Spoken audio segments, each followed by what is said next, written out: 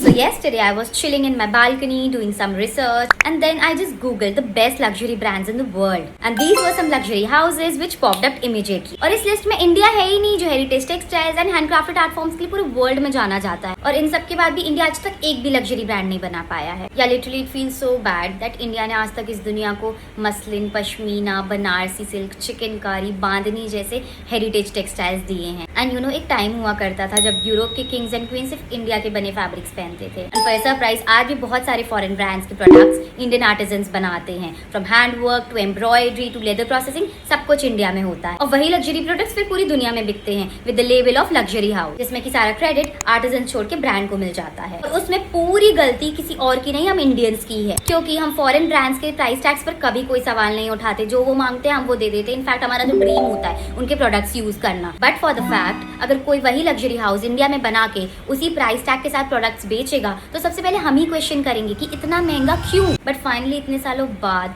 लोगों में अवेयरनेस आई है इंडियन आर्ट फॉर्म्स के लिए, हैंडक्राफ्टेड चीजों के लिए, और वो उसे फाइनली खरीदने लग गए हैं. और इनफैक्ट मैं तो ये बोलूंगी कि जब से प्राडा ने हमारी कोल्हापुरी चप्पल कॉपी करी है एंड रैल्फ लॉरेन ने हमारा बांधनी पैटर्न कॉपी किया है, तब से लोगों में अक्ल आ गई कि भैया इंडियन चीजों की भी बहुत वैल्यू है. आई डोंट नो लोगों को ये कब समझ में आएगा कि इंडिया ने ही पूरी दुनिया को लग्जरी क्राफ्टमैनशिप सिखाई है. और अगर ऐसा ही चलता रहा तो क्या इंडिया में कभी लग्जरी ब्रांड नहीं आ पाएगा? Please let me know your thoughts in the comment section.